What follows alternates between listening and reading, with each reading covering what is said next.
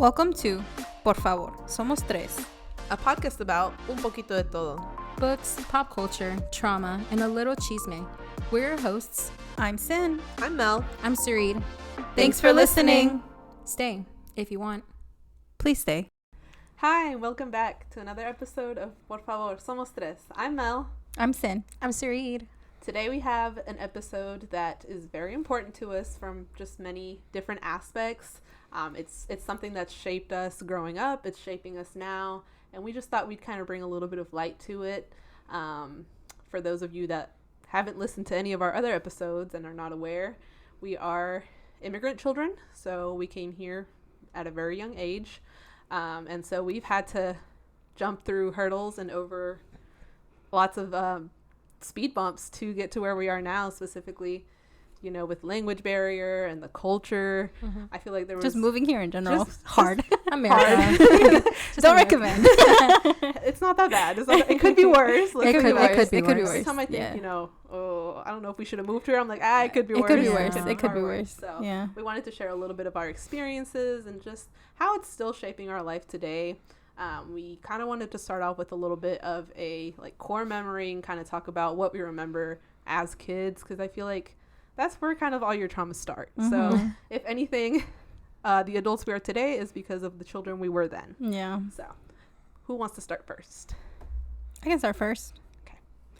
So you're always ready. You're like, me I'm ready. Let me go. Get this over with. Let me just get this. When I was in school, this was never me. I was never trying to be first. You didn't volunteer? I was trying to be in the middle. I would be in the middle too, because I wanted to see what the first person did, and then obviously I didn't want to be last because I was like, no, my anxiety. They're already bored by then. Yeah, so. And my anxiety couldn't take it. Well, we're glad you're stepping out of your comfort zone. Thank you so much. Okay, so core memory. So I think my core memory. I think my first memory, I don't know if this was when I was still in Mexico, or if this was when I was here, but I distinctly remember I called one of my grandmas on the phone. It was either my mom's mom or my dad's mom. And I think I said I can't wait to see you or soon or something like that. So I want to believe I was in Mexico, saying that I was going to see my grandmother, my mom's mom, because she was already here, saying I can't wait to see you. And it's just a memory that's always stuck with me, and I don't know if it was a dream. Maybe it was a dream, but I remember talking to one of my grandmas and saying, I can't wait to see you, and I'll see you soon. And then I think from there I just remember my life when I don't remember crossing the border. I don't know if you guys remember crossing the border, but I feel like my life just started bits and pieces in Palmetto. So I just remember my life started in Palmetto. Just spawned in Palmetto. Started to remember things in Palmetto. We used to live on this street called Little Bear Street. Oh, yeah. And it's funny that now we were living in Palmetto again. We lived in Palmetto when we first got to the United States. So to be back there is interesting. It's like, this is where we started. Mm-hmm. This is where we started. But yeah, I have distinct memories of living on that block. It was like a little what is that called? Cul-de-sac. And so you literally go into the street and then you turn back around. So I just remember having parties and Christmases there. So I don't remember anything from really Mexico, my life in Mexico. I see pictures and stuff, but I don't remember any of it. I remember my first memories are here in the United States and living in that little apartment with, I think it was my mom, my dad, my brother and me, and we were living in one room, and my grandparents were living in another room because it was a 2-bedroom. And I think upstairs was one of my aunts and my uncles, I think, but we were all kind of just in this one apartment complex and just trying to figure out, because I think I asked my parents, I was like, so did y'all plan to be here forever? And they were like, no, we really kind of just wanted to come and visit because my grandpa came first, and I don't know why he settled in Georgia. God knows why. That's crazy. I don't know how. It's kind of far from the border. It is, right? You would think we would have settled in Texas, California, but no, we came to Georgia. Why we ended up in Palmetto, God knows. And so I remember I had asked them one time, guys, why did we end up here? And I asked them why did we stay? Because it's what was the reason? Why did y'all come here with the purpose? Because not everybody comes here with the purpose of staying and building a life here. Some people really did just come and see if maybe they could make some money and then go back home, because like all my dad's family is in Mexico. So for him to have, you know, left, it wasn't like he I don't think he ever thought, oh, I'm gonna go and not see them again. You know. So that's just kind of like my first couple memories of being here and just driving around Atlanta, because we would drive around. Some people, I've heard stories of people that say, well, we didn't go anywhere for a long time because they didn't know how to get there. They didn't have a car. You don't have a car. You don't have a GPS. Like they would have maps. And my dad loved maps. You have to have maps and figure out the interstates and like the streets. Like the fact that they had like the fold out maps that you had to like bring this close to your face to see what was where, and they knew what interstate led to where. Even to this day, like when they talk about te vas por la esta y por esta y luego das vuelta, my dad's really good at those kind of directions. Oh no, absolutely not. No, I need a GPS. I was like, let me pull up my phone. I need a GPS. If not, I'm going to if you can't tell me landmarks, I'm not. You better find me a Walmart, a Starbucks nearby, something that I could be like, oh, there's a Starbucks, there's my destination. Exactly. Otherwise I could never. But how old were you when you I came when I was 3. Okay, so you were very little. I was little, so like I said, I don't remember anything from Mexico. I wish I did. I don't. Aww, I know. It's sad, but my life did really, for me, start here in the United States, because I don't have any memories of being in Mexico. My memories are all starting when I was here, going to school here. I never went to school in Mexico. My brother did. Yeah. I think he went to kindergarten in Mexico, and I started pre-K here. Oh wow, that's so. I guess I never really thought about it. Like, I knew you guys. I think both of you guys came pretty young, but I never really thought to ask how young. Yeah, I was 3. Wow. So really, like. And I wish I could remember like crossing like the border, because it's really like, think that would be a good memory. Well, not a good memory, but I think I wish I could remember like, oh my gosh, like how that was. My parents said that they walked for hours, and I think they I don't know how they ended up on a plane. They did end up in a plane, and they got to Arizona, I want to say. Yeah, they got to Arizona, and then from there they got to Georgia. Yeah, I don't know how. From Arizona they flew to Georgia. From Arizona they flew to Georgia. I think back in the day you could still kind of do that. Like well, you could fly. Flying was not hard because we got here in '99. So we got here. We got here. Yeah, the 1900s. We got here in the 1900s. Imagine telling your kids, I got here back in 1999. Yeah. Like, dang, well, we're old. Yeah. I wish I could remember. Did they even have cars? Right. Yeah. Wow. Okay. Yeah. So you guys were very young. I was very young. Man. Okay. That's crazy to think about. I don't think I'd ever put that into perspective in my life. Okay. All right. Do you have a core memory you'd like to share with the class? With the group? With the group. No, it's kind of like, the same. I think the one thing my mom told me what happened, like, initially when we were coming over is that I don't know if it was one of my tias or one of her friends that were, we went to, like, initially it was a train station.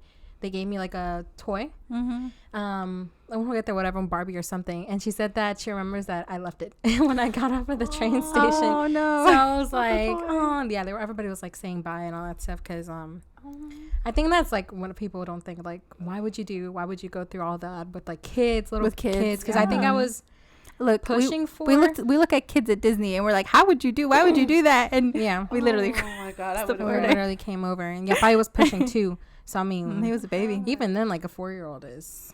You don't want your kid to be watching. I don't think I could take Santiago on anything like that. Like, we go hiking and he's like, I'm tired. Yeah. I'm tired. This grandpa. Round him up. Yeah. Yeah, but I do remember crossing bits and pieces. I remember people. I remember my mom said that there was this lady who was walking with like our group, and she had a little kid too. And the lady would always share her crackers. Like me and Paya would, like, they had just one packet of like maybe like Ritz. I don't know what crackers they were. And she would share them with her little kid, me and Payo. And obviously the parents forego eating for their kids. And I think it came to a point where we were waiting for to come over here overnight, because obviously we're going through desert at night, freezing cold. And we were just waiting and the lady ya no pudo, so she and her kid like got up to the street to like find a police, and that's when everybody's like, no, we need to go because like they're gonna come looking everywhere. And literally somebody picked her up, like a police officer picked her up, And maybe like mom said 15-20 minutes later, like they were our ride was there to go over. So it was like she did all of that, and just she just couldn't handle it, like her kid, her baby. That's so sad. I was like, dang, I wonder like where they are now, like if she kid came back, if they're okay, or it's like you hear stories like that, and like it's just sad. Yeah, but they do it for like thinking of their kids, like they don't do it because I think that's a big misconception that people that think like, oh, they come over here to steal our jobs, and it's baffling to me, especially if you put like an American and people who don't live in that sort of like, because I think Mexico is considered, I don't know if it's considered a third world country all around, but there are parts where it's like if you put somebody to live there who's never lived there before, like they'll see, oh, like I understand why you would want to put your kids somewhere better. So most of it was like my dad was very an explorer. Like he would get like when MapQuest started being more MapQuesty, he would print out the things, and he would be like, I was like, how did he like know how many miles? I was like, you had to look at the odometer, and I was like, he did that. We went to the Mall of Georgia, like we watched a lot of movies just because they were learning the language, we were learning the language, and I think he got really good at English. Your dad? Yeah, he was really good. My mom is good too. Oh yeah, your mom's perfect. So and it helped with me being older, with Bayo actually now going to school because he's 2 grades behind me. So he was better. Like he was starting off like better than I did. So it's like I don't remember much. There's bits and pieces. I remember more, I guess, crossing than I do like after that. That's interesting. I don't remember crossing at all. Yeah, I think maybe that was why it was traumatizing. Maybe. Honestly, I feel like that would be really traumatic as a child. Yeah. Like, it's hot, you're tired, you have to be cold. Quiet. The fact that your parents have to carry you, because I'm pretty sure they. And I feel like kids really pick up on stress and just like tense situations. So like, I'm sure you picked up on this is like. And it was more like more like other people's, because my family was pretty like. They knew like they had to like keep it cool because like they have little kids. Yeah. And I don't know if it was just how we were raised and stuff, but Bayo and I were pretty like, okay, like chill kids. Like we went with the flow and everything. Like I don't really remember Bayo crying that much. Obviously it was still like, what are we doing? Like I'm tired and all that stuff. I wonder how our parents explain that to us. Like, we're gonna go on this trip. Yeah, it's gonna be awful. It's gonna be a long one. We're gonna be hot. I wonder how they explain that. I've never asked. I've never asked my parents. No, I mean, I wonder if they even explained it to you guys. Maybe they were just like, "We're gonna go out." Yeah, and we'll get there when we get there. Yeah, I don't know. Like, do parents like? Do they explain to their kids? I'm gonna ask my mom. I don't think I ever. Yeah, we should ask in general. Do a follow up. We'll do a follow up. Do a follow up of what they say. But yeah, like I think at the end, like even going through that, you're like, okay, like we're all good. So. It's a big sacrifice for people who don't know about it or think it is just we're doing it just because we want to come over here. Nah, bro. Like, yeah, there's maybe like a good percentage of people that do it just to deal drugs, do this or that. It sucks for those people that ruin it for the people that don't come here to do that. The more of the people are because they see the American dream. That's like a big conception, the American dream. They see it in movies because that's a big thing. Like, see it in movies and TV shows and all that stuff. So why wouldn't you want that for your kid? Why wouldn't you want your kid to grow up like having a nice house or having a good job or just better good education in general? Because even like in Mexico, I know a lot of the public schools you still have to pay to send your kid to school or even the public schools. I'm not even sure how it works, honestly. I think you do still have to pay like some sort of tuition. I don't know if it's public schools or just the better schools. Obviously I'm sure there's schools, maybe there's schools that are free, but I don't think it's public school like it is here. No. I feel like there's probably a reason why our parents were like, yeah, for sure. Gonna work. Yeah. But yeah, I mean, it's just like the learning curve of a whole different culture, a whole new language, and obviously having parents learn it with you, do your homework with you. It's just one of those memories where I'm thankful that my parents got it so quick. And it was just like I said, the initial crossing is more vivid in my mind. So I don't discuss it often just because it is like I don't think we've ever discussed my this brain. with each other. No, I don't think we Ever. have. Yeah, no, we will talk about it off camera, but because there's some things like my mom and I talk about that she said that I said, but I guess that's more crazy. of a private thing that we did. So I'll tell y'all, but not the internet, not yet. Not yet. Y'all don't get to know. Y'all don't comment enough. Maybe when I'm later on. Maybe when we're monetizing off of it. Yeah, maybe. Yeah, but no, I think my parents did like their sacrifice. I'm really thankful that they did what they did, and leaving their family, completely leaving their family, and not knowing if they were able to come back or not, and starting from zero, basically like they started the nada. I remember another thing, we did live in an apartment with like people we knew, or my dad knew, and the bed that they got it in a dumpster. Oh, so for us. Yeah, so we got it in a dumpster. Obviously cleaned thoroughly. But I mean, you see that, and as kids, you're like, oh, whatever. But like, I can't imagine like on a mattress on the floor. I remember that. But I was like, I can't imagine how my parents felt like, oh, I'm putting my kids in a dumpster bed. Like, as an adult, you're like, oh my you're God, like, I don't think I could ever. And as kids, are like, okay, whatever. Yeah, because you don't know. You don't really think about it twice. No. Like, this is just all you know, honestly. Yeah. And now as adults, you're like, dang, like, and maybe now that you're a mom, you would think like, how, like getting a bed for Santi, like, and having him sleep on the floor. Santi would probably be like, okay. The prep that I have done to like not cry for this episode, because every time I think about my experience as a child, I think about I compare it to my child's experience, and you're like, oh my word, how did my parents like? Yeah. How did they do it? Yeah. How did they? How did they like just grow that thick skin to be like, we're gonna be better eventually. We just gotta tough it out for now. Yeah. Yeah. Oh, wow. But yeah. So my story was a little bit different, because I was a little bit older. I was 5 when we came to the U.S. So I did have the experience of having gone to school in Mexico. I grew up with my grandparents. My mom, my dad, my sister, and I lived with my maternal grandmother, but my dad's parents lived really close by. So I was usually between the two families. And I do have some memories of going to school in Mexico because it was kindergarten. When I was thinking back earlier, I realized that I have always been an anxious person. Like, from the moment from the get-go. From the moment I can remember, I have been an anxious child. I was thinking back to my schooling in Mexico, and it was kindergarten. There's nothing hard about kindergarten. Tell me why we had these computer classes.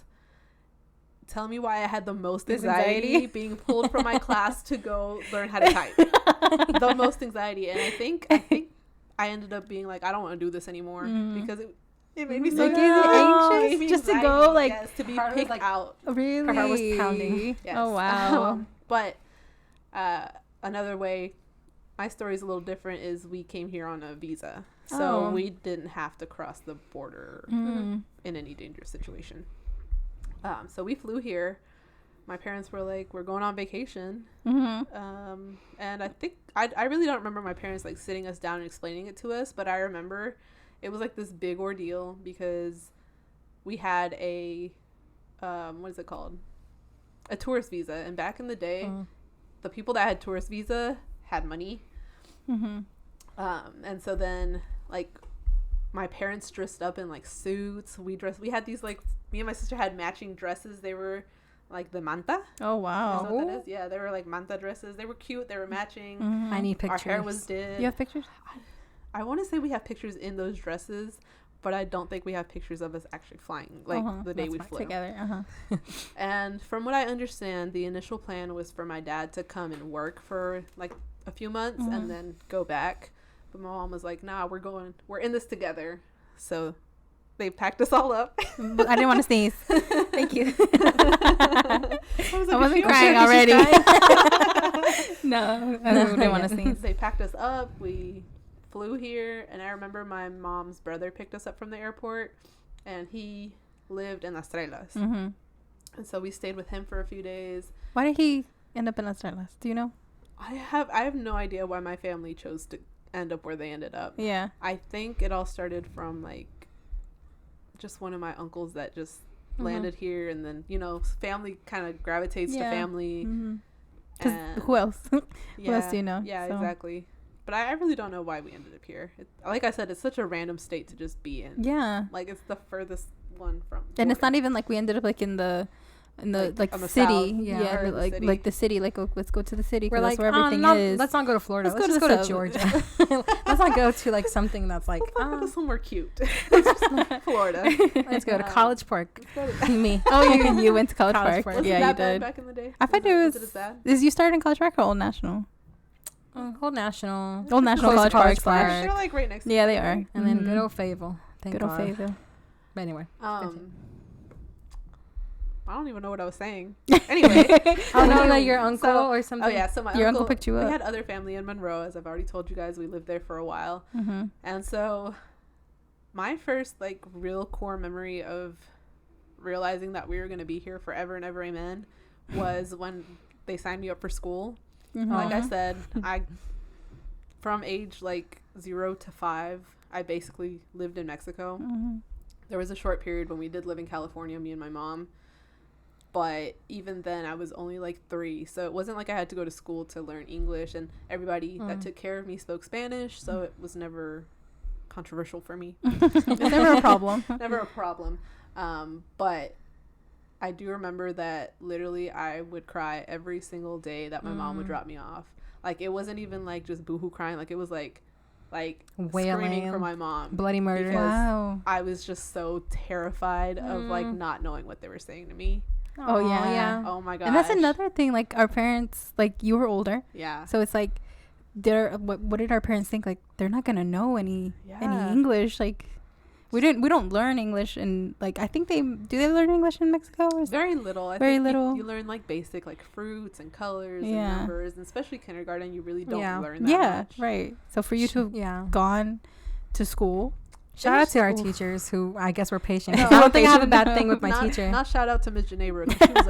She was not a nice person. She was not a nice person. If I ever see her in the streets, on site. It's on site. On site. But she was like a Spanish speaking teacher, but she had like 0 patience. Like, oh no, I think no. mine And that's the worst. Like, what do you mean? My teachers after that were great, but she was a bad experience in my life. Were you in ESOL?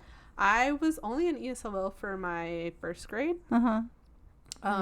And then for 2nd grade, we moved over to Fayetteville in Estrellas. So they did like the testing that they do to see if you need it. And at that point, they determined that she's a smart girl. So they were like, bye. So I really only was in it for my 1st grade. And I do have a lot of memories of that first year, like in 1st grade. Because it was so traumatic not knowing what anyone was saying to me. Like, I remember this one little girl, she sat next to me, and I had all the cool school supplies because, I don't know, my parents really thought that would be great. She had the shitty crayons. Aww. She said, if I trade you these 3 crayons for that eraser, it was a nice eraser, but I didn't know what she was saying. I thought she wanted to borrow my eraser. Oh, no, she took it. She gave me 3 shitty crayons for my cool dollar eraser. store crayon. Nice eraser. Dang. I was like, well, fuck me. In Spanish. En español. All the thoughts were in Spanish. Yeah, so my first year of school was pretty traumatic for me. I feel like I did not have a great time. But you know, the odds were in my favor, and so I did pick it up pretty quick because my cousins that were, I guess, closer by did speak English, so I guess we kind of all just, I really don't know when the moment was where I was like, yes, I know English now. But it wasn't, once I figured out the language barrier, we were rocking and rolling with anxiety, but we were rocking and rolling. But we were trying. Now you have anxiety in English. Anxiety in English and Spanish. I'm bilingual in anxiety. Yeah, for sure. But yeah, that wow. I think it makes such a big difference when you come and you're little and then like come at 5. You wouldn't think you remember a little bit more, but I wish I could remember a lot more. And it's kind of nice because I can still have some memories from when I was like in Mexico. But yeah, man. Trauma. No memories, no Mexican memories, just the photos. No Mexican. I love looking at the photos. I do remember like my grandma's pig though, because she had pigs in Mexico. Did she? Yeah, and I remember que le dio un elote, and she was like, "That is a big ass pig." Anyway, shout out to my grandma and her pigs. She doesn't have the farm anymore. I mean, she has it. Aww. She doesn't live there anymore.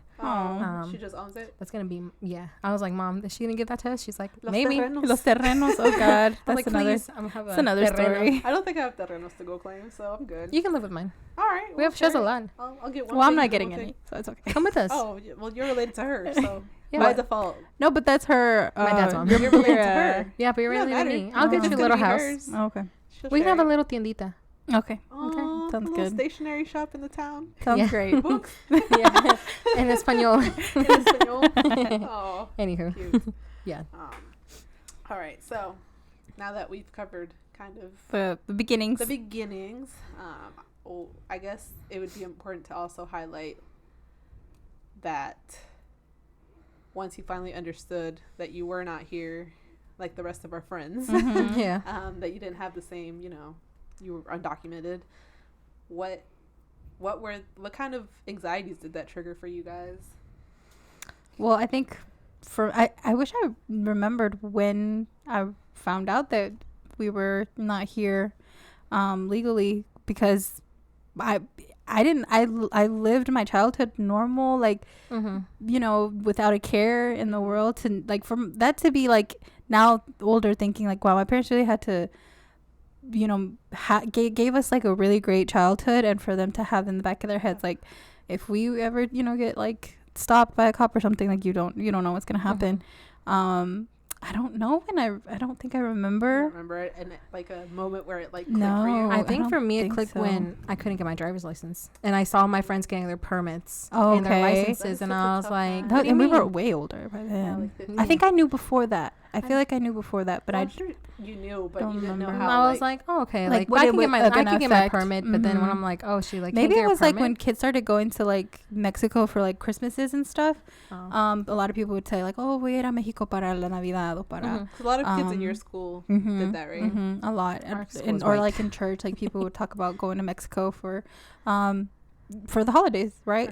Or vacations, exactly. So for us, obviously, we couldn't do that. So you start, like, learning a little bit more, like, oh, why can't we do that, or like, why, like, what is the repercussions of us leaving?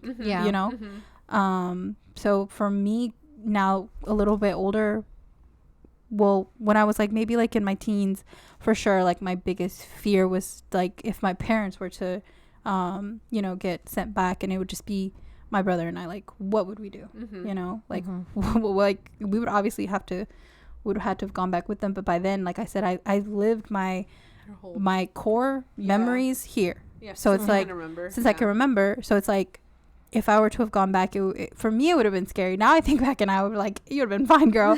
But it would have been scary because I because your life is here. Obviously I had my family, which I love, and I don't remember them. It's like I wish I remembered them, but I don't. But obviously at that time my brain was like, no, like, why would you want to go somewhere you don't know? So it was like, that's a big fear, obviously, and I'm sure that's a fear for many people, like having to go, or like your parents leaving you, when you don't know anything other than where you grew up. It's hard to be like, yeah, I could make it work somewhere else, especially when you're younger.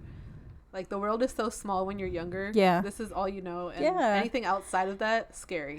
No, thank you. Yep, exactly. So for me, definitely that the language barrier, like, I don't know why that to me is like scary, but like going somewhere, obviously we know Spanish, right? But I feel like the Spanish that we know is not the same as the Spanish that is over there. Like, I could maybe get by, maybe, but definitely wouldn't be able to, be on my own. So another like scary thing is just the language barrier, and it's crazy because I was born there, like that's my nationality, like, so I shouldn't be scared to speak Spanish, but I hate sounding dumb. So I hate, like, sometimes when we have conversations with like our family members, I tend to not say a lot of things in Spanish because I don't like to say something wrong, so it's like I'll maybe like I'll make a joke or something, but I'll make the bare minimum of a joke. I feel like Melanie's really good at like cotorreando and like entendiendo el doble sentido. For me, I like listening to her. So for me, I'm like, I would laugh and I'm like, what, Mom? What happened? What did you say, Mom? What happened? And so the language barrier too is like, I don't know, like whenever I do, God willing, go see my family again in Mexico, I hope that I can communicate with them. Like, I hope it won't be weird because I don't really cut you some slack. I know. I mean, I'm sure they would, but it's like, I don't know. Like, I should know what they're talking I feel about. like it's more of a mental block, though. Yeah.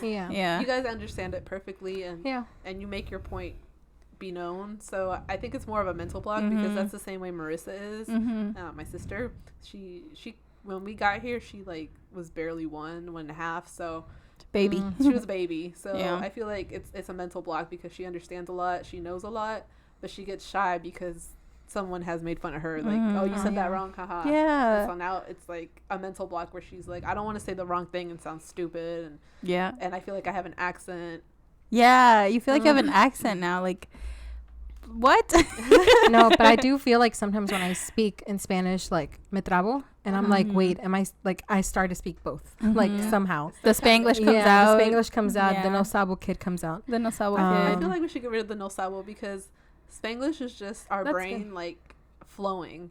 It's literally, we know this word in this language and we know that word in that language, so we know 2 languages. We know 2 and languages. We're just putting it together, like, in a steady flow of words. More slang. Instead of me sitting here, like, we're putting it together in the words that we know.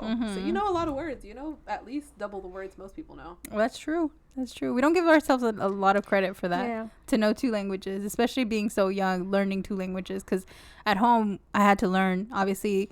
I knew Spanish because my parents spoke Spanish, and then at school it was all English. So, and now and you know, now having my niece, my brother's daughter, and trying to get her to speak Spanish, sometimes she'll say words really like no sabo kid, because she, you know, my parents talk to her now in English. They'll obviously say things in Spanish, but the conversations are more in English because that's what she learned, she hears at home. But I really don't want her to lose that, like the Spanish. I hope that she and it's on us, I know, to make sure that she doesn't lose her Mexican, you know, side, because it's good to know 2 languages. Absolutely. It's good to know both. Why not? Even just for funsies. Even for funsies, if you want to learn Spanish. Download Duolingo. Do it, you know, absolutely. No, it is beneficial too, even for like job wise. Like like they'll pay you more if you're bilingual. Yeah, absolutely. Yeah, it's definitely a challenge when you're trying to teach kids things, because for us, it's so much easier to speak English because it's what we speak at work. It's what we spoke in school. So it kind of flows more naturally than our Spanish. Even though you say, you know, my Spanish is it flows pretty well. There's still a lot of times when I'm like, did I even say that right? Is that the right word? Like the other day, I said a word that was not the word, and I was like, did anybody hear you? Yeah, you did. I did? Yeah, when it was at your brother's party. Oh, I said retrasado instead of like, I was trying to say late. Yeah. I think I said retardado. Wrong word. It was the wrong word, and I was like, that's not exactly what I meant. Y'all know what I meant. But teaching Santiago is just like, I got to teach you my Spanish. Yeah. So he's just getting like it's like playing telephone. Like, this is how I know it, so this is how you're gonna know it. But you're probably gonna interpret it differently. True. And so now I gotta learn it for the 2 of us. For the both of us. I know. It's scary. That's scary to think like, okay, obviously she's not my child, but my niece, I really do want her to keep that. And so I feel like not my responsibility, but it's our kind of like responsibility as like a family, to continue talking to her in that different language, because she we'll tell her like things in Spanish and she'll answer you and I've seen in her English. But she'll answer you, and we're trying to get her, like the other day le preguntamos like, oh, ¿cómo te llamas? And she'll like repeat, ¿cómo te llamas? And like, te llamas Ivy, me llamo Ivy, you know, the basics, but you know, still it's something that we need to start doing more for sure, so that we can keep, you know, she needs to know both. Yeah, I agree. I agree. So other than you noticing like you couldn't get a license, was there any moment in time where you were like, wow, this is where we're at? I think there was one, this is like more older, like when I was older, because I think in my head, like I knew I don't know, my parents did very well in like doing what they could with what they had. So like when we had the trailer, like we didn't have issues getting a trailer. Like people were like, oh, you lived in a trailer home? My trailer home was nice. It was like huge. A triple wide. It was a huge one. So yeah. So I loved like that, and we were able to get cars, and I was like, okay, we got cars. But obviously there were people who do like different sales and stuff like that. I think it was at the point also when they were trying to get a car like at a dealership. And like the dealer's like, oh, like we need to run your social, or we need to run like that. And I'm like, and they couldn't. And I was like, what do you mean they can't? The limit does not exist. And the fact that what so pisses me off, even to everybody, like everybody's family that is undocumented, the taxes. Like they give you a legal tax ID number, pay taxes every year. But you don't get a legal status. You can retire until like you get your status corrected. But like, a fuerzas, like if you don't pay your taxes, the IRS will come for you. You kind of reminded me of when like I don't remember what age I was, but we went to try to get a house because we were living in apartments forever, and we went to this. I don't know if it was a realtor. I don't know. It was like I said, I was young, and they said like told my mom, you have like great credit, like perfect credit, but you don't have any documents to show that you are legally in this country, so we can't sell you a house. Yeah, and it was like income. You can't prove income. So it's like she was like the person's like, do you have like maybe like a license, do you have anything that I could use? And my mom's like, at the time mom was like, no. So it's like that. I remember thinking like, dang, like we almost had a house. We never had a house before. We were always in like these little apartments, and we could have had like probably a nice house. Like what he was saying is like they could have given her pretty good credit, but that's the thing. Like they did say my parents never got behind on things like payment wise, always on time, paid ahead. Like my dad and my mom together were very financially like sound, so they knew what they needed to pay for and all that stuff. And I'm just thankful like later on that it was me, actually. It was only me doing the application for the house in Fairburn when we had it. Just me like being able to like give my dad the home or my family the home and all that stuff.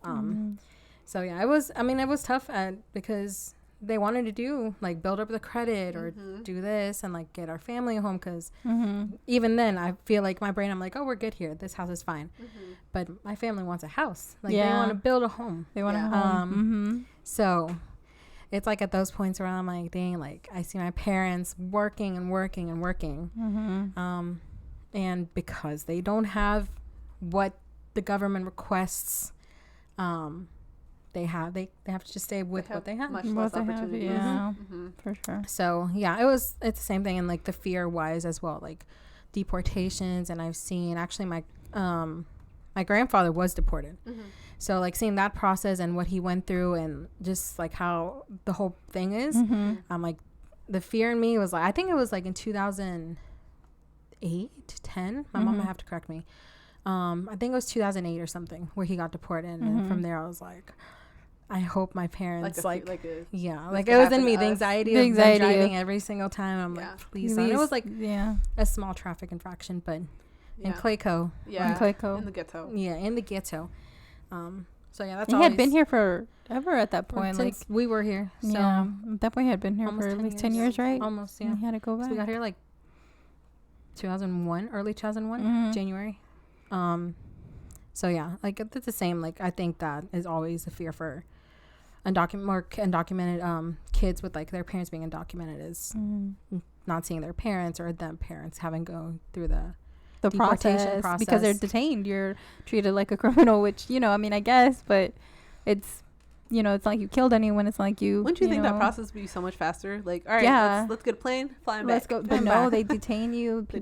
Now they're putting people in like camps and stuff, and I'm like, what are we putting them all in? Gonna say, but I don't even want to go there right now. Yeah, but yeah, it's unfair. I mean, you would think that's like now they would be like doing.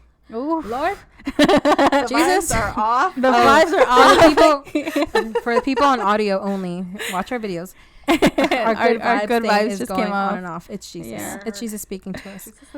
He said, "That's enough about these fears." Yeah, there's no fears. The Lord is good, and all the time. No, I ain't forgot what I was gonna say. The Lord scared me. The Lord gave us a fright. No, but I'll see. What about you, babe? For me, I feel like from a very young age, I knew that we were undocumented because my dad got deported when I was 9. Oh yeah. So, but it's crazy what you remember as a kid. But I remember from the moment we came to the U.S., I have memories of my parents being undocumented. One, because back in the day, you used to be able to get like a fake social security number or whatever. Oh yeah. And could work, and so my parents gave themselves like different aliases. They were like They were out here. Christina who? Yeah.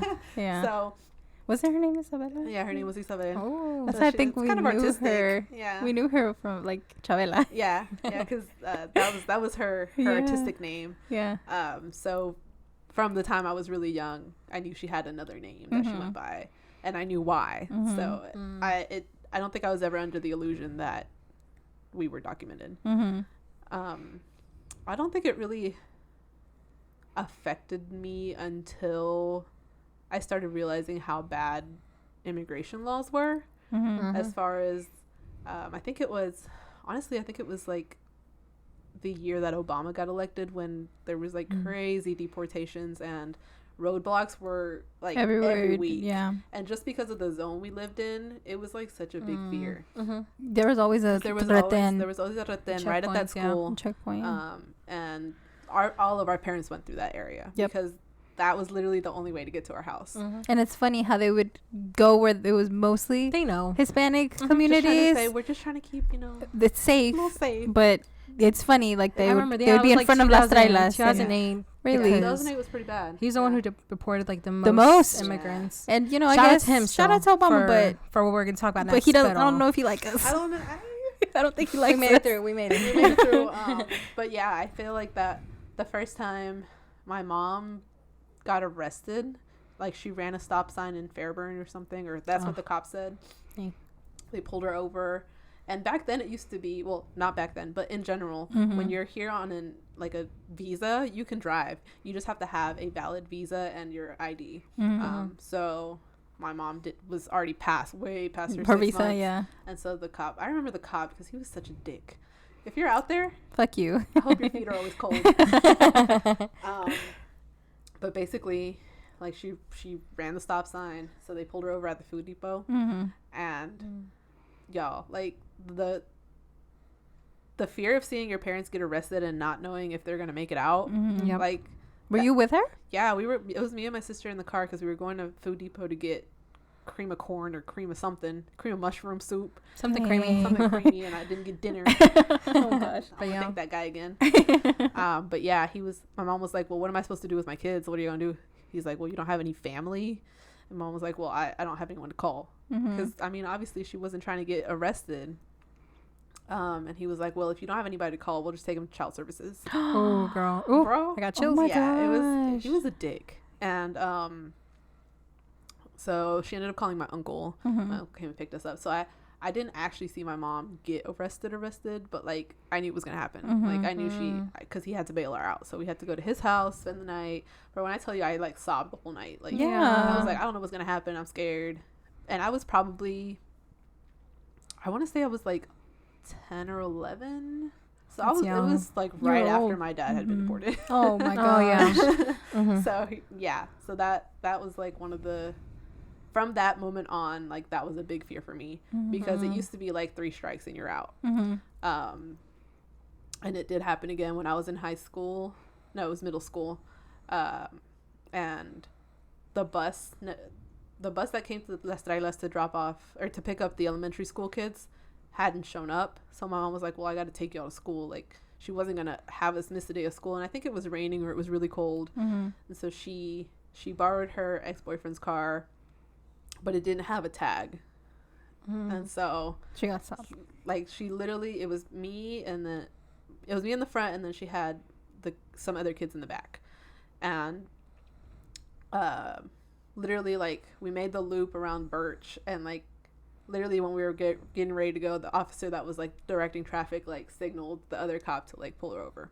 Oh, dang. And I don't know if I was embarrassed or scared or both, but like I knew she was gonna get arrested, and I remember sitting in the car and I was like, Mom, can I just like walk to the school? Like, can I just go ahead and go, because I really don't want to see this happening. Like I didn't say that to her, but she was like, what, are you embarrassed? And I was like I started sobbing. I was like, not necessarily embarrassed, but you don't want to see that. I don't want to see that. Yeah. And so she got arrested, and it was super, it wasn't embarrassing because my mom got arrested, because I knew she's not a criminal. Like, right. She was just driving and didn't have a license. Driving your kid to school. Yeah. Being responsible and shit. Yeah. But it was embarrassing because then other kids saw her get arrested, and they knew she was my mom. Yeah. And so they were like, what the hell? What's going on? And so like everybody was talking about it, and it was like super awkward. So So that was a big fear for me, because at that point it was like 2 strikes. Yeah. But then after that, like, the laws kind of calmed down a little bit. They did. And I feel like a lot of the times now, like, as long as you get a really nice cop who's not a dick, they'll have you call your family member and like come pick you up, and then you still get a ticket, but they don't take you to jail anymore. Yeah. At least not in like Fayette County area. They try not to do that, I guess. Yeah, I think I do have a memory of that as well, because I don't know, it's like going past, like, as if you're going from the Traidas to Fayetteville, like in that church, that 4-way. I remember we were in the back, and my dad had bought me a toy, and it was my dad driving my mom, and then tenían un retén. And as a kid, you're like, okay, like, I was younger, probably like 10 or whatever.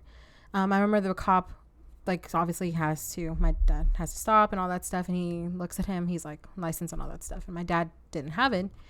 And I was watching this whole interaction and everything, and the cop was saying like, hey, like, we might have to take you. And then it was at night, so you couldn't really see much. But then he like flashed his light through the car and saw us, and he saw us like with kids, like little toys in our hands, and he's like, are these your kids? And my dad was like, yeah, they're my kids, like, we were just having a family day. He's like, I'm so sorry, and like, I don't have a license and all that stuff. And the cop is like, looks at my dad and looks at us, and he's like, okay, just next time you get stopped, like, make sure you have a license. And then he said, he's like, go. And I was like, thank the Lord for that cop, because I think my parents have never been arrested, thankfully, for checkpoints. All of the cops we've been with them or something, and they're like, okay, yeah, like, next time, don't, like, they never ticket them, don't do it again. It happens again, but they were, thankfully, gracias a Dios, they were all And I think the crazy part is, like, once you've been pulled over for not having a license, like for a small infraction, like you ran a red light, or not a red light, a stop sign, or you didn't put a blinker on, or even the like most minor thing, but once you've been stopped, it like kind of flags your tag. So if there's ever a cop behind you again, best believe they're probably going to pull you over for the minorest thing, to see if you got a license this time. Yep. Yeah. So that was, I think back on that, I'm like, oh my God, the way my mom really said, well, I got to go out there and get this bread, I'm gonna do it again. Yeah. And that's what they had to do growing up. They had to keep there was going. no choice of staying home. Like, your kids had to go to school. I have to go to work. It's crazy. My dad had a really big blessing when he went to Mexico and he got his he got his immigration status changed, and so when he came here, he was able to get his license, and like the amount of times that helped him, like, is just, I look back and I'm like, wow, like, thank God that he was able to get his license. Yeah. And the times that he had to go help somebody that didn't have a license. Yeah. My mom ended up doing the same thing when we were older. So just for them to have that, it was just for me. Like, I think I was about to turn 15. So it was just, it makes such a big difference. It made such a big difference. Like I said, I don't have that trauma of like when I, like, after that, because of I wasn't worried about my parents. So like to think back, like the old times that they were driving and just a ver cómo nos va, and hopefully there's not like we would call. I remember there was this lady that lived on the corner of donde están las trailas, and we would call her to see no hay retén. Yeah. I think at some point, like, they had like a thread going, like, and you would send things, and mom would get the text, and we're like, okay, to say se llama alza la voz or something like that. Yeah, so let people know about the retenes. That actually was great. Whoever came up with that, thank the Lord, it was great. Clutch, because the way it was set up, it was right at the end of the curve, so there was no way you could see it from further back. No. And if you saw, like, they would see you. Yeah, by the time you saw them, they saw you. Yeah, and it was over. I've never been through a check. No, I've been through one. Yeah, I think I've never actually, like, myself been through one, but I was with my mom. I was in the car with my mom. Wow. Yeah, but she had her license. Yeah. I've only ever been through 2, and both of them were with Manuel. And the first time, like, when I tell you that guy really looked at the license like it was fake, like, he was like, is this real? I mean, he didn't say it, but, like, he really looked at it really hard, and then he gave it back, and, like, yes sir, it is. But in my head, I'm almost 30 years old, and every time I see a group of police cars, my stomach just drops. No, literally, it still happens now, and, like, I don't want to say, but I don't think we have anything to worry about, but you look at a cop or you have Like a cop behind you, and it's Yeah. not like it's more than being like, oh, I'm gonna get a ticket. It's it's just like, it's something that else. PTSD from When you're younger. A mí te pasó because I freshly had my license. I was working at Chick-fil-A at this point, whatever. But we were living at Camden already, so I think we were living at Camden. Regardless, I was driving that back road to go to Chick-fil-A and all that stuff in Avion Retén, and I had my license already. And when I tell you, I saw it and I started freaking out. I was like, "Me van a parar," but my bike was like, "You have your license." I'm like, "It's oh, fine. You're right." You're fine, it's fine. So so when I stopped, that feeling was like my hands were shaking. Yeah, and I was trying not to because the officer would be like, "What the hell's going on? What's wrong with you?" So he's like, "Oh, you have your license," and I was like, "Oh, here you go." Saw it. He's like, "Okay." And have I ever told that story about my brother that le paró un retén and he forgot his wallet, and this man decides to turn around. Oh my gosh, we make fun of him now, but he turns around because he forgot his wallet, and of course the cops are gonna be like, "What's wrong with you, boy?" And he's like, "Well, I forgot my license, but I do have one."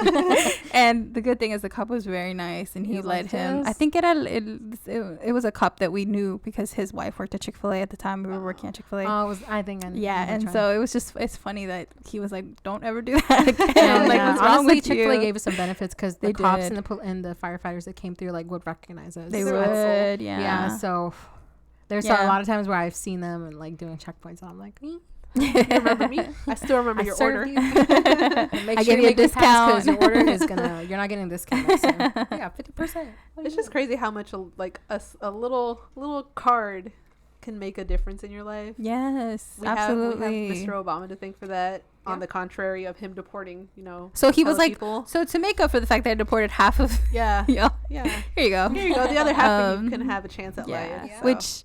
It came, of course, because of the elections. Yeah, I mean, anytime election comes by, we know somebody's getting cut and somebody's getting added, and laws are going to come. Promises are made. Promises are broken. Laws are just going to appear, and I'm like, where was this? Where was this before? Yeah, they just hold you by the thread until somebody gets elected, and then we're back where we started. With that being said, though, one of the big changes that Obama did make, which really helped a lot of our peers, honestly, us and our peers, a lot of us, for sure, was DACA. Let's talk about that. Thankfully it's still going. It's still, because there's so many times that they've tried to stop it with these new administrations, and they're saying it's not. Why are we giving these kids? It's not like legal status in the sense that we are citizens or that we can apply for citizenships, but it is giving us the benefit of being able to get a license, to have your social, to work, to go to school. So it's beneficial and that's my thing. It's beneficial for everyone, but it's beneficial for us to have a job, and beneficial for the United States to have more people working. So I think a lot of the bigger misconceptions are that a bunch of illegal people got status, which is not true. And DACA, no, there's a specific DACA thing. was not made to give anyone any type of legal status. DACA was meant to give the kids who came here really young and who have pretty much know nothing else but here. It gave us the opportunity to be able to further our education. It gave us the opportunity to be able to contribute legally to the economy. Right. And it really was just intended for that. For a lot of people that don't know, DACA recipients cannot leave the U.S. and come back. If the only time you can leave the U.S. is if you have parole, and that is another process. That's another fee. A different process. That takes time. So they weren't handed a residency for free. No, you have to literally pass several guidelines every 2 years. They have to make sure you don't get into any criminal activity. It's not an easy process. No. I'm sure people think they just renew it. No, you have to go through another set of 30-page background. Yeah. It feels like, thankfully now it's online. Yes. Oh my God. Yes. When I had to mail it in and print everything and sign. Do you remember everything. first doing it? Yeah. Do you remember the process? Yeah. I think the first time I did it, I think my parents didn't. We didn't get a lawyer or anything. I think the second time I did it, we got a lawyer because they couldn't pay for it at the time. So a lawyer actually did it pro bono. So he did it for free. Oh, wow. And so but every 2 years, I now that I had a job, like I had paid, which obviously understandably so, because it's something for me. It's beneficial. Yeah. It's unfair, but it's beneficial. Yeah, it's unfair. But yeah, like for people, obviously who don't know what DACA is, yeah, we have to renew it every 2 years. Mm-hmm. We have to kind of follow a timeline because if it expires, some jobs, like some people have to leave their jobs, or their jobs they're like, even if it's one day, they're very corporate you can't, jobs. Yeah, you can't be here because you're illegal for that one day. You're no longer authorized to work legally. Right. So with that being renewed, we also renew our driver's licenses every 2 years. Which is a good thing and a bad thing, because my picture, I can change my picture every 2 years. And my picture this year is a little bit better. But like now with DACA, and after COVID, the fee went up as well. But then also the biometric fee. Like you still pay the biometric fee, but you don't go take your biometrics. You don't go do a new picture. That used to be so like nerve-wracking to go get your biometrics because I liked it. I did not. My anxiety was through the roof. I was just like, I felt like I was in like getting processed. Like, like it was the weirdest thing, and you want to make sure that you said the right thing, but it's like you can't say the wrong thing. There's really no wrong There's answer. no wrong. They literally probably ask you your name, your date of birth, and that's all they did. And they scan your fingers, take your picture. Like, make sure you do this. They'll make sure you don't have any cuts on your fingers. And beforehand, I would always be careful, because I was like, if I have a cut on my finger, they can't do it. I remember me and my brother going, like it was just us. I can't remember when we first did it, because we've had DACA since we were in 2012 when Obama started. His administration started it. But I remember when me and my brother used to go like together to do our biometrics, because we put our application in at the same time. Typically we had the same appointment. And it was so far. It was always so far. Why was it in the butt crack middle of nowhere? Yep. It was a weird looking building. Yes. I think they moved it because initially it was like one of those like it was a little small tiny street, and then they moved it to like a shopping center that used to be a bigger store, one, and it was big. The same guy was always a security guard in there, and I was say that. It was the same. He was so nice. Like, I guess because he knew that it was like all these people, because it wasn't just like people, misconception again, it's Hispanics. It's every people who do it for their passports, for their citizenship, for everything. Yep, you do it for all your legal processes. So you see everybody from all, shapes, sizes, colors. Even like the people that work there, a lot of them are not like American. No, maybe they are citizens because they work for the government, but a lot of their nationalities aren't American. Like I feel like every time I went there, I got this Asian guy. He was so serious. Yeah, he wasn't mean. He was just neutral. Like he was just doing quick. He's like, I need to get so. I see so many people daily. Exactly. Let's go. Yeah, let's hurry it up. Go. Yeah, at some point I'm making sure like my ears. Yeah. You want us to make the process easy. I'm like that at the DM, like at getting my driver's license, because all my documents make sure that I don't stress you out. I had it in my bag. I hope that I don't stress you out. He was just like, where's your employment authorization card? I'm like, here, your driver's license here. All he asked for. It's so easy now. Like. Yeah, going to get my driver's license is so easy now, but at the time when I was, it was so nerve-wracking. It's so new, and also I think it's the fact that our parents never really went through that process. Us going through that process was like, well, it's new. It was so new. You don't know what you're doing. I don't know what we're doing. My dad always like asked me, yeah, mandaste tu DACA. I'm like, Dad, it's not time. It's not time yet. he wakes up and he's like, I wonder. Yeah, he gets anxiety for us. Yeah, for sure. Yeah. No, but it really helped. Oh yeah, a lot. You guys got it. I wonder. Were in high school still? Yeah. I was in 2012. So, what were we like? Like sophomores? I think so. Because of it, we were able to get our socials. Well, I think we were going to junior because they had started in June 2012. Okay. So we were going into junior year.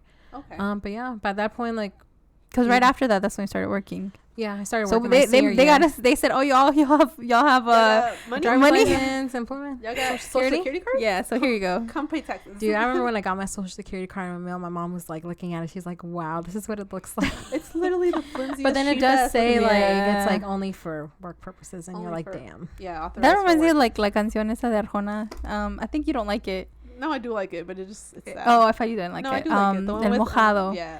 It's such a good song. If you don't know it, you should hear it. It's muy está muy bonita because it says, I think in the song it says like, something about por un papel, like, I think that just is like people literally dying across the border for this little paper. And then it's like says like, if God made us, then like why are we if everybody's going to heaven, like why are we fighting over It's a beautiful song. If you haven't heard it, it's a beautiful song. But yeah, it's like this little piece of paper is what what defines like a plaque or something. Put it on my wall. Something like YouTube one. Like something every year, or a loyalty card, because I've done it for 5 years, 5 times. Yeah, give us a loyalty card at this point. You get it for free or a discount. Or let me at least like take my picture in, because I had the same pictures. Let's take the picture. I was like, damn. But isn't that crazy? Like just for this little like card, little sliver of paper. This little card it means so much. It makes such a big difference. Yeah, it does. You can get a house. Like we can have a car. You have credit. Thank the Lord. Yeah, it's a world of opportunities that our parents didn't have at our age. Yeah, I always think about it like when my mom was my age. God, that would have sucked. Yeah, like, can you imagine like just constantly working, living in fear? And I wonder what we would have done if we didn't have that guy. Like, would we have had to have done what our parents did and get like fake socials and not even think then like we just find a way to work construction, not for us I guess, but like work cleaning houses, under the table, clean houses, because a lot of immigrant moms clean houses, they pay cash, and then the dad's working constructions because they pay under the table. So it's like all these jobs that people claim that they want, they don't. Nobody wants. They don't want them. Nobody wants to do landscaping in the summer. In the 98 degree. Yeah. So when we see our paisas doing the cut, I'm like, oh, look, like, see where? Yeah. Like where? That's why it's so frustrating when people don't understand, or people think that it's like I mean, I get it when obviously like there's crime and things like that. I'm not saying like everybody is perfect, but it's sad when it's probably the majority that are here just because they need better, like maybe they're running away from something that happened. Because I've heard stories of like that, like people coming over here because maybe someone's trying to kill them or something, something like that. Yeah, there's a lot of dangers in our home countries. Yeah, so it's people are coming over here for better, and then it's the bad people, like the bad seeds that ruin it for everybody. Especially like recently with this the whole thing in Georgia and like going on, and like with the immigrant that he unalived the girl, which obviously horrible. But how many U.S. citizens unalive people every day? It just really sucks because they use their agenda as their agenda. Yeah. Immigration is such a big agenda in this country, and I'm sure it's a big agenda in every country. A lot of people are like, well, Mexico doesn't want immigrants in their border either. Okay, well, tough shit. Yeah. I mean, obviously every country's going to want what's best for their people. Mm-hmm. But I feel like if it's people that are immigrating for a good cause, like you're just trying to get out of a shitty situation, I would so much rather somebody be here and work than be starving in their home country. You don't choose where you're born, but if you have the opportunity to better yourself, like why not? Yeah. Like, I feel like anybody who lives in the U.S. and has immigrated to a different country, because I know a lot of people nowadays are going to other countries for better healthcare, for better opportunities that fit their lifestyle. I love hearing about the Mexicans or the Hispanics in like Europe, and like it's funny. And the thing is, the like fact that that's the U.S. thing. laws are so ancient. Like they are very much like, girl, leave it at the Declaration of Independence, because I leave it at the signing. The U.S. I don't know obviously international law or anything, but like in other countries, like to cross to like, especially in Europe, okay, you need like one card go through and they can come here, but like for US you need a specific visa to just enter the US. But anybody else, like from Mexico, we can go with our Mexican passport to Europe, come back in Mexico, we're fine. Canada same, back and forth. Like literally the US is the only one gatekeeping. They are gatekeeping, and it's not. It's great. There's some beautiful places in the US, and I'm definitely, I feel like we are fortunate to be here and have the safety we have and have the opportunities we have. But why are we gatekeeping? Yeah, I agree. I mean, like the people from the U.S. get to just parade into Mexico anywhere too. And Canada, and they can come back no problem. There's very few places where you need a visa being a U.S. citizen, and then there's very few places that you even need a visa being a Mexican citizen. Why do you need a visa to just go next door? To knock on. I'm like literally. It's crazy, and it's definitely something that who knows how long this is gonna be. And the thing is, like, I fully believe, like, if they passed a law for people who can prove like they've been paying their taxes, have been here forever, have no really criminal record, I know there'll be hundreds of people, thousands of people who will be like, okay, what's the price? I will sign up for this. And the economy will benefit. And there'll be people that will protest that, be like, why did they get it the easy way? Yeah. You were born here. You didn't even have a choice. You were born here, and you got the privileges just for funsies. And you know what's another misconception is people think it's so easy. Why don't you just get your green card? Oh my gosh. The amount of people that have asked me like why don't you guys just like sign up for it, or like I was like, sign up. Am I getting a newsletter every month? Where do I sign up? What are the election results? Tell me. Bro, it is not. We cannot sign up for it. And people that have been here for years and they try to get their green card, there's this thing. It's like I think it's como un castigo, and you have to go back to you basically have to go get a parole. Parole, and like maybe 10 years. Pardoned. Some people, pardon. Yeah. The maximum is 10 years. I think they've lowered it for some people.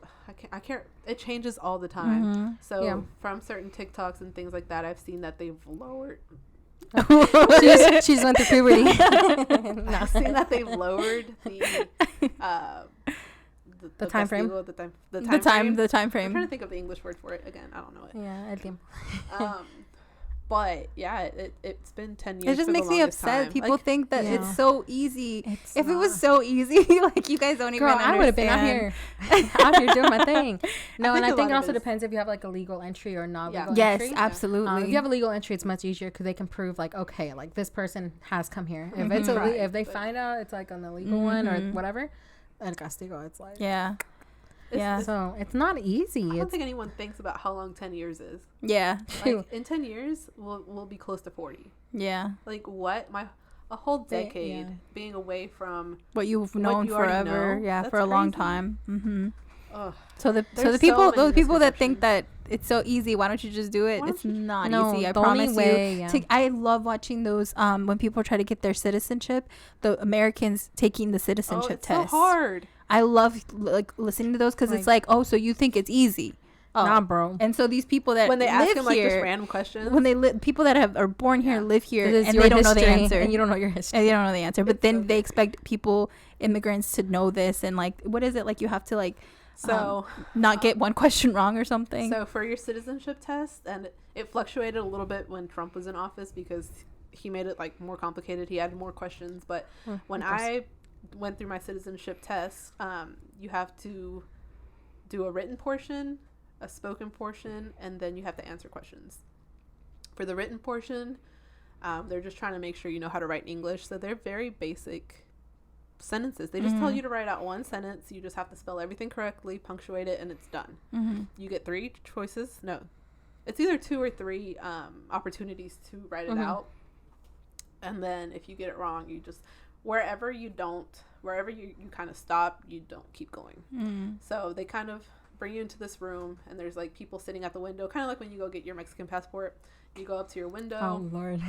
They ask you for your documents. They ask you your name, your address, things like that to confirm your identity. And then they're like, all right, we're going to tell you a sentence. You got to write it out. And so they say, like, I think one of them was like, the Statue of Liberty is in New York. It's a very simple sentence for someone who knows the language, who's been here forever.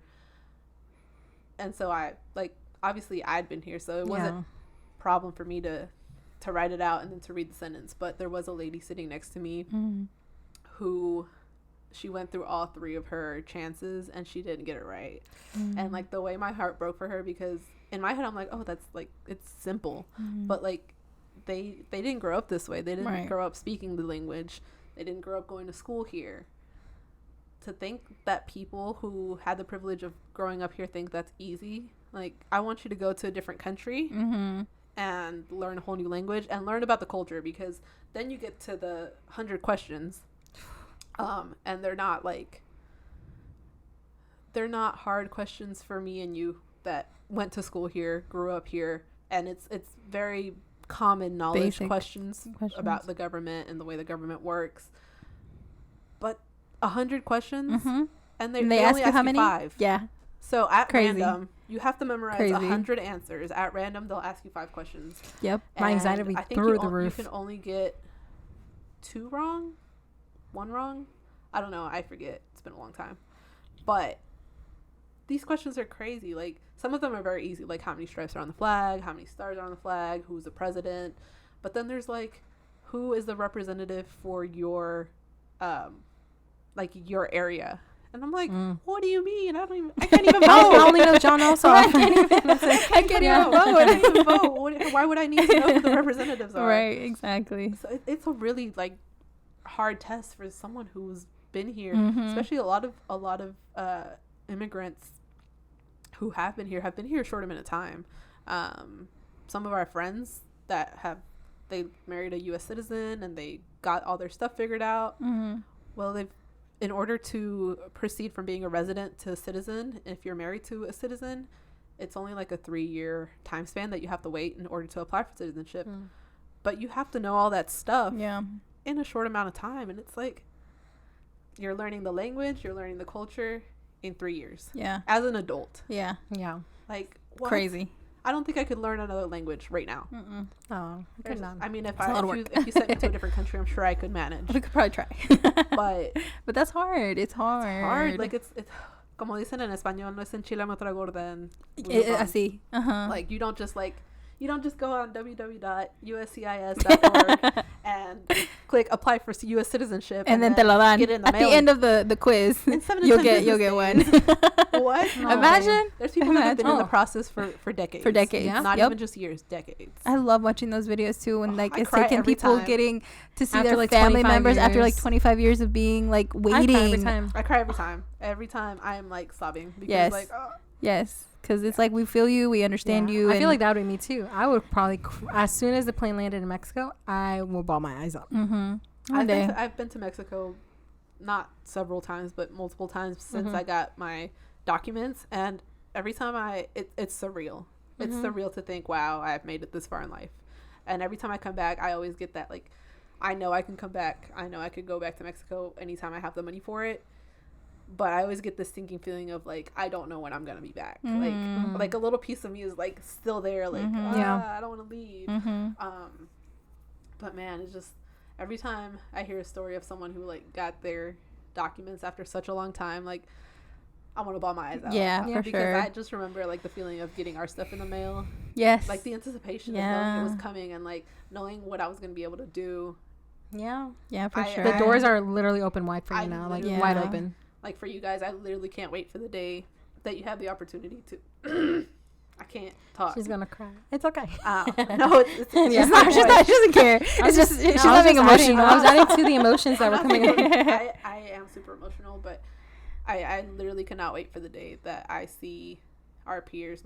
A lot of my peers are DACA recipients. Yeah. So I literally cannot wait for the day that we can all jump on a cruise ship and let's go sail to fucking Caribbean. Yeah. Let's go to Europe. Let's go to the Bahamas. So if anybody has an eligible brother, cousin, male, U.S. citizen. But that's another like hard process. Like when my brother was trying to get his stuff figured out, they said, well, you have to be married for this amount of time and at least have a kid. What? That's crazy. Yeah. I've never heard of that. But I do know that you have to have, when you do apply for your change in status after you get married, if you haven't been married for longer than 2 years, you go through a provisional period of 2 years. After you get your green card, it's a 2-year provisional period where technically they're just still trying to figure out if it's a real marriage. It's legit marriage. Yeah. If it's in good faith. And after those 2 years, you have to apply to get those conditions taken off. Which is another process. Bro, the amount of money they're swimming in. It's long. I'm gonna go work for the government because I'm gonna go check the boxes off at those offices because they're making bank. They're just making bank. Either not, maybe not the people, but for sure the government. It's not somebody. Cheap. It is not cheap. It's not. I wish we would have looked up like how much I don't know if you guys know. I have the DACA fee, but the DACA fee right now is $555 online. Paper is still. It was $495. Paper is $605. Online is $555. It used to be $4 something. Well, $495. Yeah. $495. Yeah. And then the parole application. Oh, that one's like almost $6. Oh, $6? Almost $6, I think. And I feel like for a lot of these processes, like a lot of people do require a lawyer or like legal assistance to make sure that you're. And man, then you got to pay the lawyer fees. Then you got to pay the lawyer. Yep. I remember when me and Manol were doing his residence paperwork. The lawyer we went to, they're pretty good. They've done all his legal processes and it's turned out well, so we had a lot of faith in them. But a consult, I think we paid like $150 for a 15-minute consult, just to be like, yeah, we could help you out. Oof. And I'm like, Yeah. What if we didn't?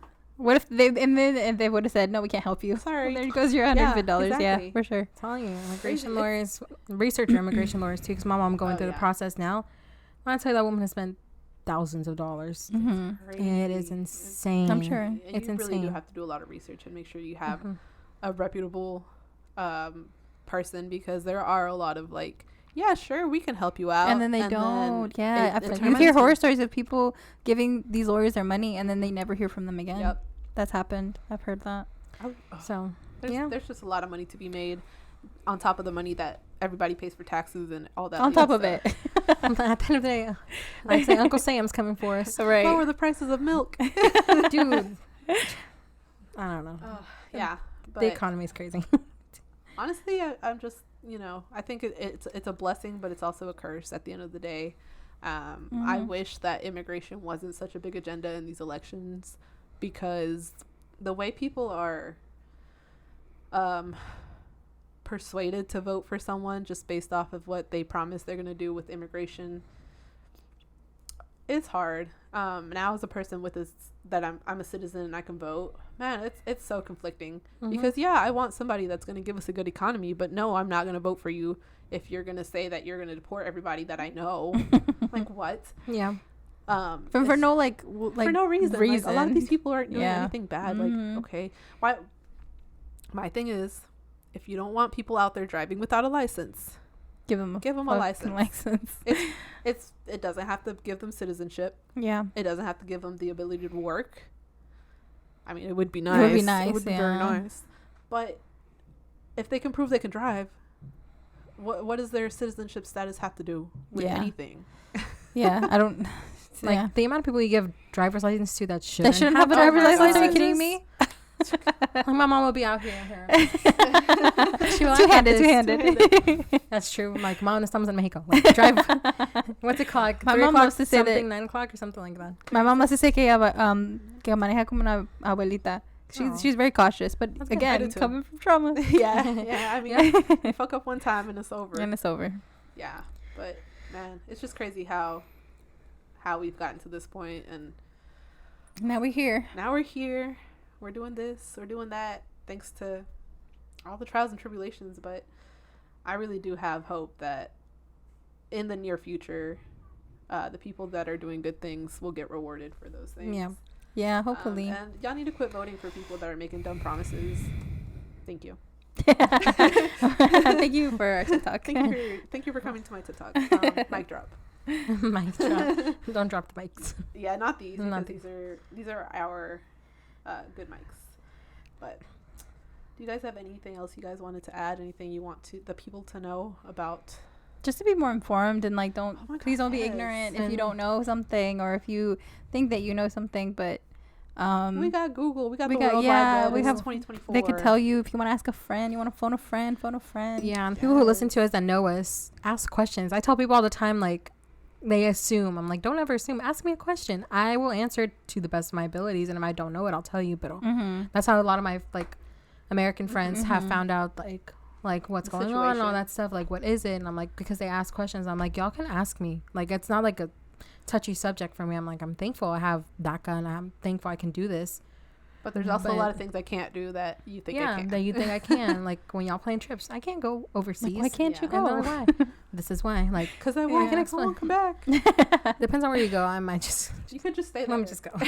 The U.S. might be nicer. I just be more informed. And I think there's a lot of information out on the internet.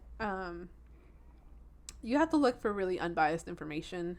Look at it through the lens of not it being an election ordeal, but look at it through the lens of being just humans. I'm not saying put yourself in our shoes, because lucky for you, a lot of people don't have to. Yeah.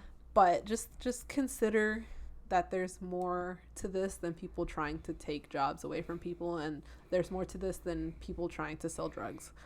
There's a lot of good people, a lot of hardworking people that work 2, 3, 7 jobs to make ends meet, that if they had the opportunity, that they would do so much for this country. Yeah, for sure. It would make such a big difference for a lot of people. So do the research. It's really not hard. Like I said, we've got Google. if you don't like Google, go to TikTok. Go to TikTok, find a good immigration lawyer that talks about these topics. If you got questions, most of these immigration lawyers will answer your questions. And just be informed. Like, don't be a dummy. Like, don't be a dummy. Don't be a dummy. Be informed. Yeah, for sure.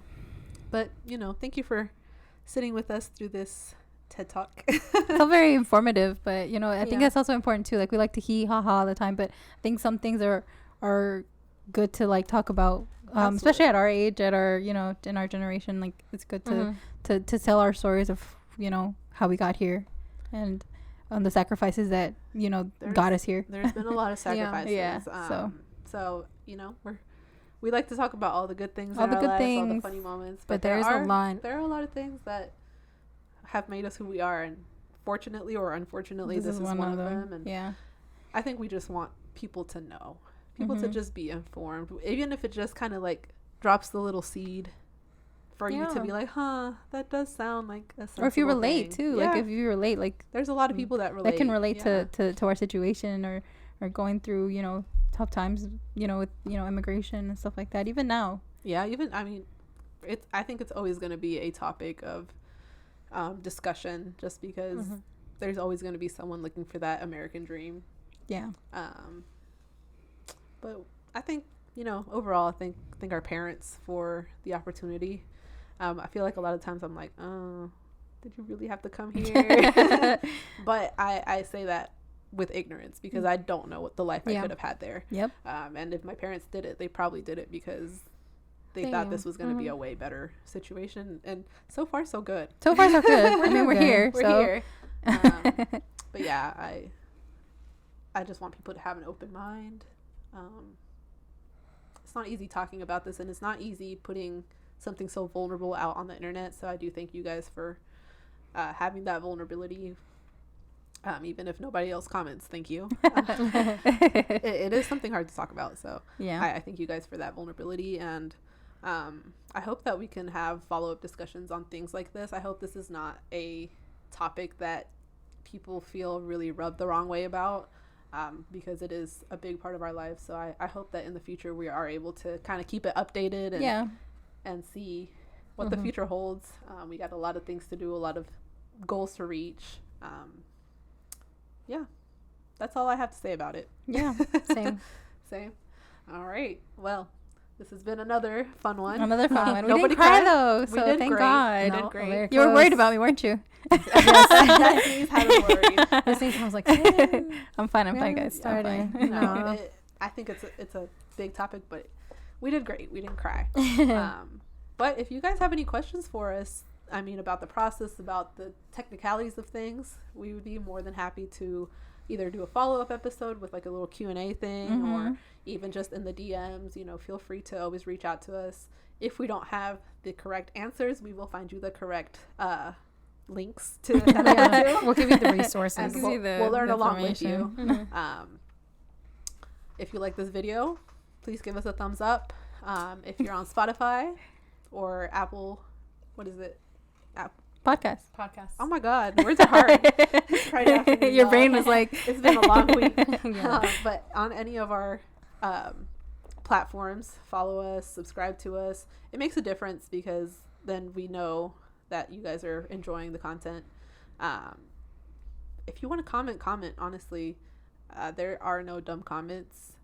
It might take us a day or two, because we're not used to people commenting on our thing. No, we're not. So it might take a day or two to actually get back to you, but we're working on it, guys. It's a process for us too. Our socials are at Por Favor Somos Tres on everything. If you don't like my voice cracking, I am so sorry. I think I'm going through a second puberty. Maybe. It's the energy drink you took. It's ringing. It's like, oh, here you go. That's everything. So with that being said, we'll see you next time. Yes. Bye.